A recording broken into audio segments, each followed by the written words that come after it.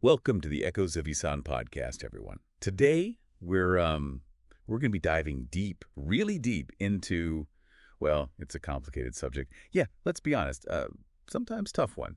Kind of challenging aspect of Islamic jurisprudence. We're talking about the had punishments. Hmm. As detailed in, you guessed it, the Muwatta Imam Malik, specifically Book 41, the Mudabbar. Yes, the Mudabbar. This book, compiled, let me see, in the 8th century by, of course, Imam Malik, Right. is considered really one of the foundational texts of Islamic legal thought. Yeah. I mean, it covers so much. It really does. A wide range of rulings. Yeah, but for today, right here, right now, in our deep dive, we're zeroing in on the Muwatta's pronouncements Yeah. on a few very specific and, as we've said, sometimes tough topics: Yes. adultery, Okay. theft, Uh-huh. and slander. Hmm. We're going to explore these rulings, not just as they are written, but within their historical context, trying to understand the logic behind them, the principles that shape them. Not necessarily, endorsing them Right. or condemning them, just trying to, Understand. understand them, see them for what they were. Yeah, what makes the Muwatta so fascinating, I think, is that it's like this little window. It gives us a glimpse into the legal and societal norms of early Islamic civilization. And remember, right, this was a time of huge change. This nascent Muslim community was just establishing itself in Medina. Yeah. And they were grappling with the challenges of governance and how to create social cohesion. These had punishments, these fixed punishments for very specific offenses.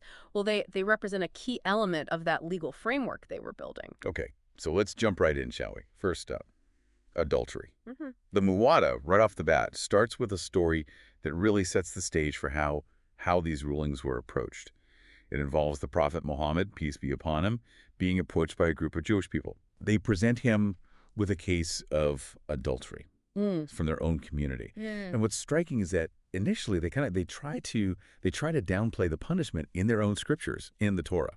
Oh, really? Yeah. They tried to minimize it. It seems that way. Interesting. Yeah, maybe out of fear of how the prophet might react, Mhm. or maybe they thought the punishment was too harsh. Okay. Abdullah ibn Salam, Right. a Jewish scholar who had converted to Islam, Of course. he steps forward. Yeah. He insists that they be upfront, be honest about what the Torah really says. Yeah. And, well, the Torah very clearly states that stoning is the punishment for adultery. That detail about Abdullah ibn Salam is, I think, crucial. It says a lot, Yeah. about the importance of being honest and being transparent, even when it's difficult. I think it suggests there was this expectation that legal rulings, even those coming from different religious communities, they had to be based on established scripture. Right. It's almost like there was this understanding that justice had to be rooted in divine law. Yeah. And those people who had to interpret that law, those who had to apply that law, had a real responsibility to do it with integrity. Exactly. So the Muwatta, then it goes on to give a series of cases, right? Right. That show how this ruling, the ruling about adultery, was actually put into practice. Okay. Yeah. And there's a story about a man from the Aslam tribe who confesses to adultery. And he doesn't just confess once. He confesses to Abu Bakr, then to Umar, Wow. and finally to the Prophet himself. He was persistent. He was. And each time, he's told to repent, to keep quiet about it. Yeah. But it seems like he's really wrestling with something, Yeah. with his conscience. He wants a resolution. Yeah. So even though they tell him to keep quiet, he needs something more. He does. His persistence, I mean, it suggests he understands, right, how serious, how grave his sin is, and that he really wants, he desires atonement. He wants to make things right. It seems like he felt that true repentance needed, it wasn't just inner remorse. It was more than that. Yeah. He had to be willing to face the consequences of his actions. It's like he understood that his actions had consequences not just for him, but for everyone. Yeah. For the whole community. Right. And he's trying to fix that. He's trying to fix what he did wrong. Repair that tear in the social fabric. Yeah. But the prophet, he doesn't just accept the confession right away. Oh. He asks about the man's mental state, right? Well, he questions his family to make sure that he's of sound mind, that he understands what he's saying. That's really interesting. I mean, that just shows how compassionate his approach was, Yeah. how concerned he was that this man wasn't acting on impulse or out of some sort of distress. Well, and I think it shows, how important it was to establish the man's intent before doing something as serious as stoning. Right, it wasn't taken lightly at all. And the Muwatta emphasizes this concept of musan, Right. which refers to an adult, a free Muslim, who has consummated a valid marriage. It's important to point out, it's only a musan who is subject to stoning for adultery. So why is that distinction made? Why only a musan? Well, this is where the impact of adultery on society comes into play.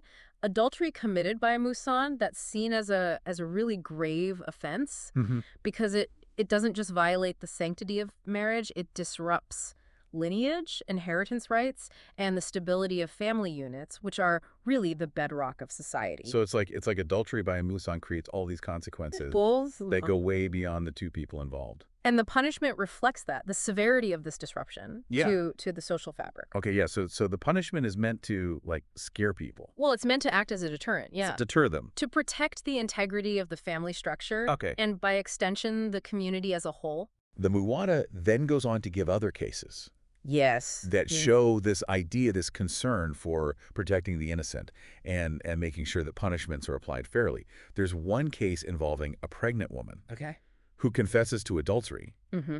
but instead of immediately punishing her, the prophet tells her to wait until after she's given birth and weaned the child. That's a really compassionate ruling. It is. The punishment is delayed Yeah. to protect the life of the unborn child. Even though a transgression has occurred, it acknowledges the sanctity of life. Yeah. It's a reminder that justice isn't just about revenge, retribution. It's also about considering the well-being of those who might be affected, Yeah. Even indirectly by the crime. Exactly. And then there's another case. This one really delves into the complexities of communal life, the interplay of individual actions and collective responsibility. It involves a father who ransoms his son Okay. after the son commits adultery with another man's wife. Oh, wow. That's a tough one. So what happens? Well, it's a fascinating legal dilemma. The father trying to free his son, it raises these questions about family loyalty and how far that can go, and to what extent are individuals accountable for their actions even when other people are trying to intervene to protect them. So what did the prophet say? Well, he was definitive. He orders that the ransom be returned to the husband, and that both the son who committed adultery and the wife, they both be punished according to the law. Wow. That's a strong ruling. It is, but it emphasizes fairness, and it ensures that the consequences of the crime are borne by those who are responsible. And it underscores this idea that personal relationships, even family, they cannot be used to circumvent justice. You can't just buy your way out. Yeah. Yeah. And later in the Muwatta, there's this statement by Umar ibn al-Khattab. Right, one of the prophet's closest companions. Exactly. He says that stoning it's the punishment for musan individuals when there's clear proof or a confession. And he even expresses frustration that the specific verse about stoning wasn't explicitly written down in the Quran. He was worried that people would forget it. Umar's concern, I think, really reveals his deep commitment to preserving and transmitting legal knowledge accurately.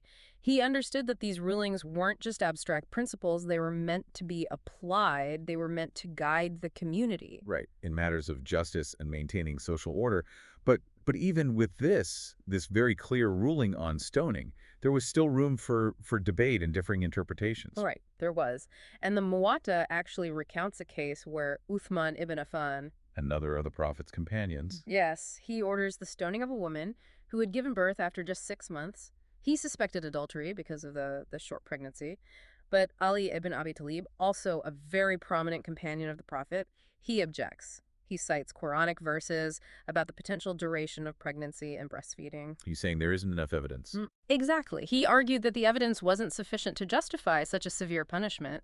And this disagreement, between such respected figures, it highlights how complex Islamic legal interpretation can be. It shows that even within a very clear framework of rulings, there was space for debate and interpretation, taking into account the specific circumstances. So even though the had punishment for adultery was very clearly defined, the Muwatta also shows how it was applied fairly, taking into account different factors. But the Muwatta doesn't just stop at adultery. It also deals with other forms of what it calls sexual misconduct, like fornication or zina. Right, right. Which is, it refers to unlawful sexual intercourse outside of marriage, Hmm. which is still considered a serious offense, but it carries a different punishment than adultery. Okay. The Muwatta outlines these differences very carefully. It shows how it recognizes that there are varying degrees of transgression, I guess you could say, social and moral transgression. There's this really fascinating account about a man who confesses to fornication during the prophet's time. And the way the prophet chooses the whip for the punishment is fascinating. Oh, tell me about it. He's given 3 whips, right? A broken one, a Yeah. brand new one, and Yeah. a used one. And he picks the middle one. Not too harsh, not too lenient. He's looking for balance. Exactly. That's what it's all about, this careful selection. It underscores the importance of proportionality Right. in punishment. It reflects a desire to administer justice without being, excessively cruel. And after the punishment happens, the prophet actually encourages discretion, Mm. and advising people to keep their wrongdoings to themselves if they're truly repentant. That's an important addition, I think, because it shows there's a balance between accountability and preserving someone's dignity. The goal isn't to shame them publicly or humiliate them. It's to provide a path for redemption, Yeah. to help them come back into the community. Yeah. Okay, but then the Muwatta throws a curveball at us. Yeah. There's a case where a slave impregnates a slave girl that he was in charge of. And the ruling is that only the slave is punished. The girl isn't. Because he had authority over her. Yeah. He could coerce her. That's significant. I mean, it demonstrates that there's this awareness of power dynamics and the possibility of abuse. The ruling recognizes that the girl may not have really had a choice. It's a really nuanced understanding of consent. It is. And who's really at fault in a situation like that. Right. It recognizes that certain individuals are more vulnerable than others within the social hierarchy. And then there's this gripping case about a woman who is accused of adultery by her husband. Umar ibn al-Khattab questions her so intently, even trying to lead her into taking it back and to retracting her confession. It almost seems like he's trying to, throw her a lifeline. Yeah. Recognizing the seriousness of the punishment. Yeah. But she won't change her story, and ultimately she's stoned. That's such a sad story. It really highlights the importance of personal testimony in the Islamic legal system and the principle of upholding justice, even when it leads to a harsh outcome. Yeah, it's unflinching at times. Yeah. Particularly when it comes to morality. And then there's another story about a slave girl who repeatedly commits fornication, and each time the punishment increases. First flogging, then a more severe flogging. Wow. And finally, she's sold. This really shows how they dealt with, repeated offenses and how the system aimed to deter future wrongdoing by increasing the severity of the consequences. Right, and it's a reminder of the reality of slavery back then and how transgressions within that system were dealt with. Yeah. And I think it's important, like you said, to view these rulings within their historical context. Slavery was a part of the social fabric, unfortunately, and the Muwatta's rulings reflect that. So we've talked about fornication. The Muwatta also tackles rape.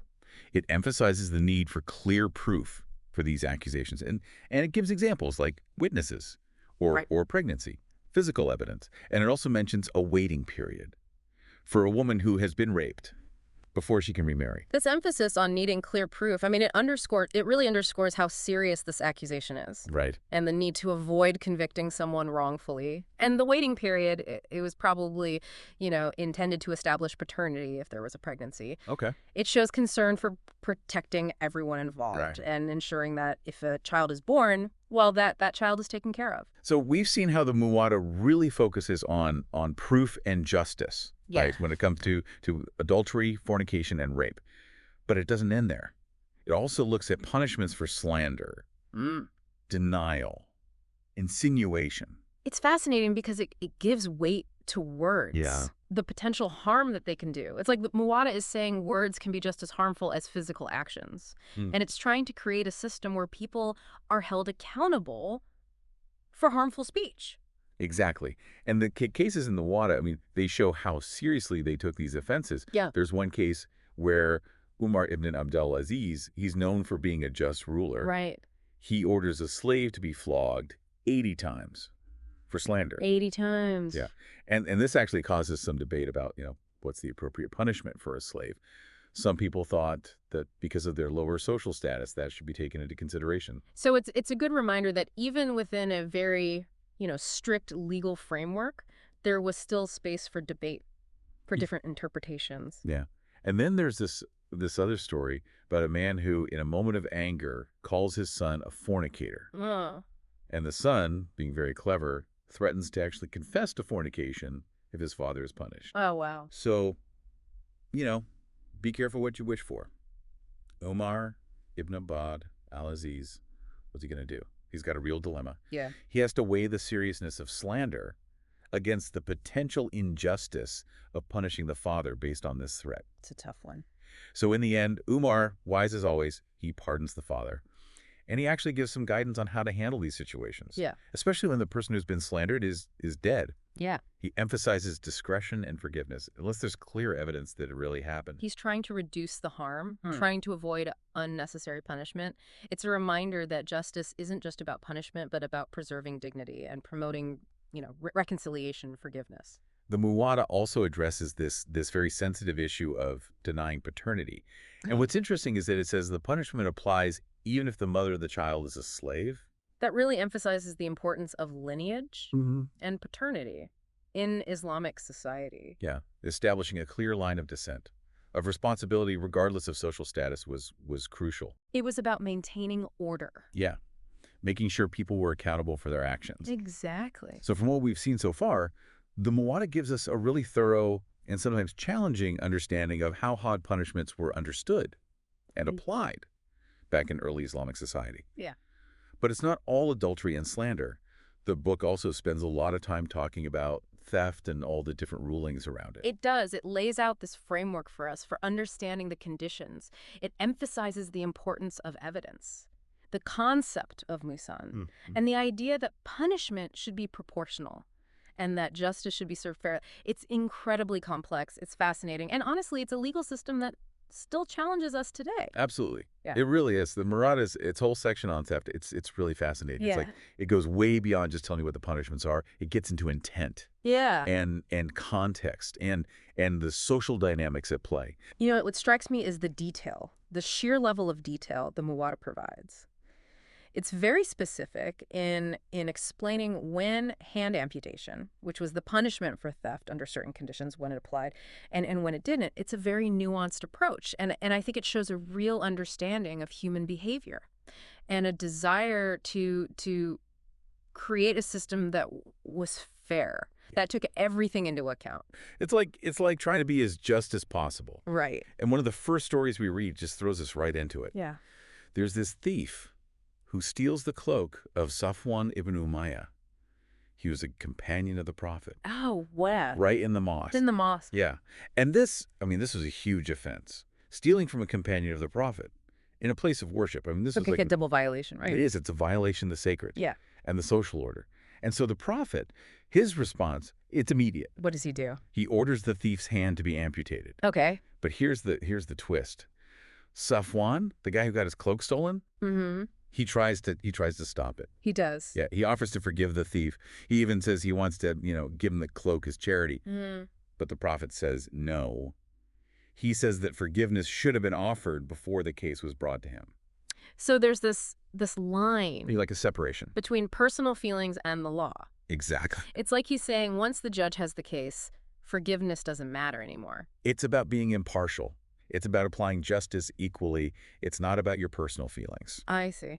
And so this story, it sets up how the Muwatta approaches defining exactly when hand amputation is the punishment for theft. The first thing it talks about is the value of what was stolen. The Muwatta cites different hadiths, and they mention a minimum value, like the value of a shield or a quarter of a dinar, and only if the stolen thing is worth that much or more. Then the punishment applies. Yeah. So the severity of the punishment is tied to, How much the thing is worth. yeah, to the economic impact of the crime. Stealing something really valuable, while that's more disruptive to the community, to the economy, than stealing something small, something insignificant. So it makes sense that the consequence is more severe. Right. And there's another condition. Whatever was stolen has to have been taken from a guarded place. Right. So it's not about punishing every single time someone takes something that doesn't belong to them. It's about deliberate theft. Yeah. Where someone went to the effort of, getting around security measures. They're trying to deter certain kinds of thieves, Yeah? the professionals, or those who are, calculating. It's not about being impulsive or opportunistic. It's about protecting people's property, the fruits of their labor, making them feel secure. Okay, and then there's this story that really drives home this point of being impartial, applying the law equally. What happened? So there's a slave. He steals this really valuable cloak. From Ashisha, the prophet's wife. the prophet's wife. And she insists on the punishment, even though this slave is connected to her household. It shows that the law, it applied to everyone. Right. It didn't matter your social status or who you knew. It's a commitment to fairness. It is. It's so important. Yeah, essential, really, if you want a just system. Okay, but then we come to this tricky question of runaway slaves. What happens when they steal? Ah, right. So some people said they shouldn't have their hands amputated because they're fugitives. They've left society. The Muwatta. Yeah. What does it say? It says that Umar ibn Abdulaziz, big on justice, he disagreed. He thought the verse in the Quran about cutting off the hands of thieves that applied to everyone didn't matter their social standing. It's about the universality of the law. Even people who have done wrong in other ways, they're still subject to it. Then there's this case. It really shows what could happen if you kept breaking the law. This man, he already had his hand and foot amputated for stealing. Wow. And then he steals a necklace. He faces more amputation. They're really serious about this. They were. Theft was, it was a big deal. They wanted to protect people from, those who just kept breaking the law. Yeah. Who had no remorse. It was a deterrent to keep people from, going down that road. Okay, so we see these really strict pronouncements, but then there's this one case that shows it's almost like a different side, a more thoughtful side to how the Muwatta looks at the law. What is it? So there's a slave, right? He steals a palm tree, but he plants it in his master's garden. So now everyone's debating, is this even theft? Does this warrant punishment? So it's not about the act of taking something, it's about intent. Exactly. Did he really mean to take something from his master's neighbor? Or was he just, moving it within the property that his master owns? It's like this legal brain teaser. It makes you think about ownership, what it really means to steal. Right. And this is where the Muwatta is so good. It's precise. It's clear. It doesn't just give broad guidelines. It lays out when hand amputation doesn't apply. To make sure it's fair. To avoid injustice. So, for instance, it says if you steal from your spouse, or if you steal something openly. Like everyone sees you do it. Yeah, or by chance. Or if you steal something that isn't in a protected place, or from your own master. None of that is hand amputation. Right. And I think these distinctions show that they really understood, they really got the nuances of social dynamics. And they wanted punishments to fit the crime. It's not a one-size-fits-all system. It recognizes power dynamics, opportunity, social responsibility. It's like they're saying, hey, we know that not all theft is the same. Right. But then it does give examples of when hand amputation would apply.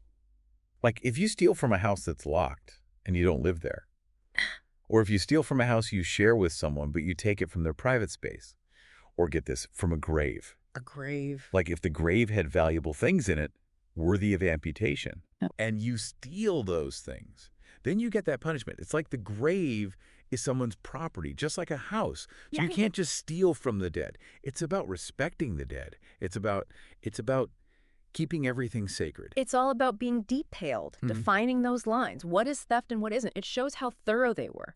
The early Islamic jurists, they wanted to make a complete legal system. No room for, misinterpreting things. Yeah, they wanted to make sure the law was applied fairly and consistently. Exactly. So the Muwatta, it gives us this really clear picture of how early Muslims thought about theft. Yeah. It wasn't just about punishing people. It was about protecting people. Yeah. And making sure society was stable.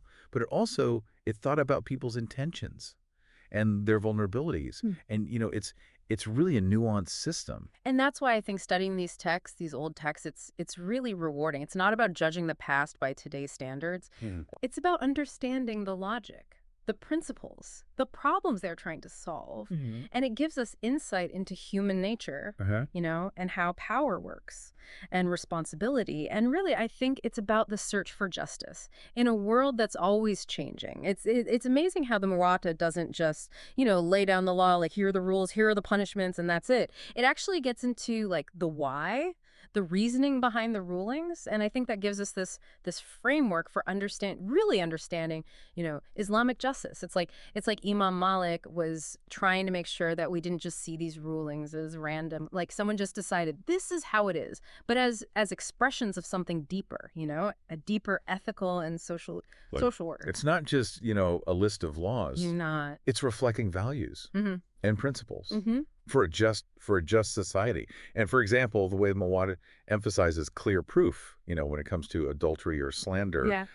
that speaks volumes about protecting people, about making sure someone isn't falsely accused, about being innocent until proven guilty. Right. It's not enough to just suspect someone or rely on gossip. For serious accusations, you have to have real evidence. The Muwatta, it recognizes that people can have vendettas, that they can spread rumors out of spite, and that can really hurt someone, damage their reputation, and it can really mess with social harmony. So it's like the legal system, as it's laid out in the Muwatta, it's like the safeguard, right, It is. against these urges to hurt people with words. Yeah. It's saying, look, we want to make sure you're not punished just because someone said something about you. We want real proof. And this concern for being fair, it's there even in cases where the person confesses.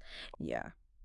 The Muwatta, there are times when the judges question the person confessing, not to force them into admitting guilt, but to make sure that they really understand what they're saying, what it means, and to make sure that they're not, being pressured or that they're not, like, mentally distressed in some way. It's like the judges are saying, hey, we want to be absolutely sure that you're really guilty, that you didn't just say you did it because, I don't know, maybe you felt like you had to, or you weren't thinking straight. It's incredible. It shows how careful they were, how cautious, and that they knew sometimes people can give false confessions. But it's not just about the rights of the accused, is it? No. The Muwatta also looks out for victims. It does, especially in cases of rape, for example.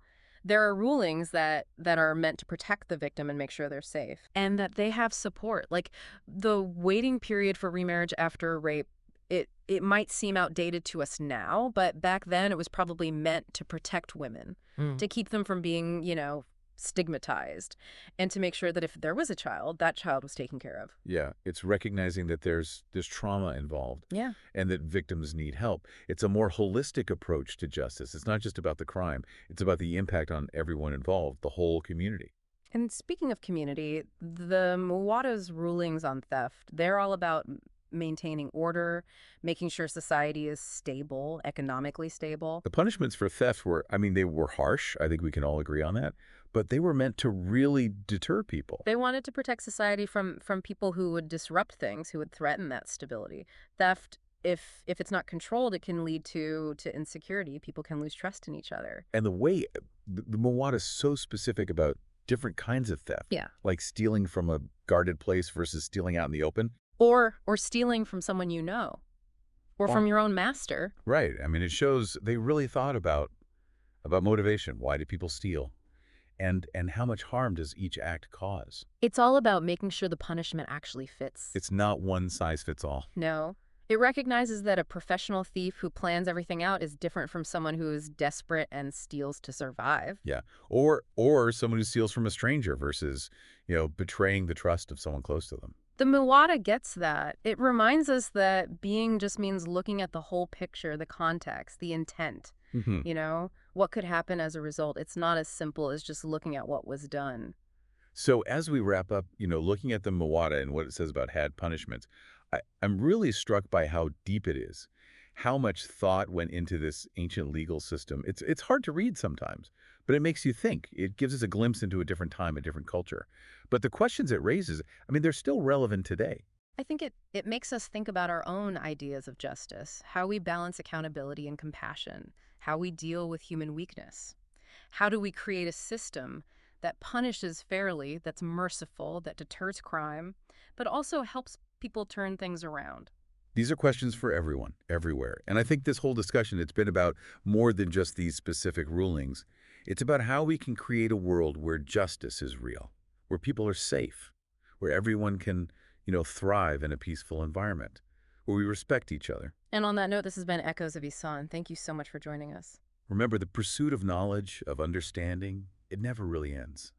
Keep searching for wisdom, for compassion, for justice, in your own lives and in the world around you.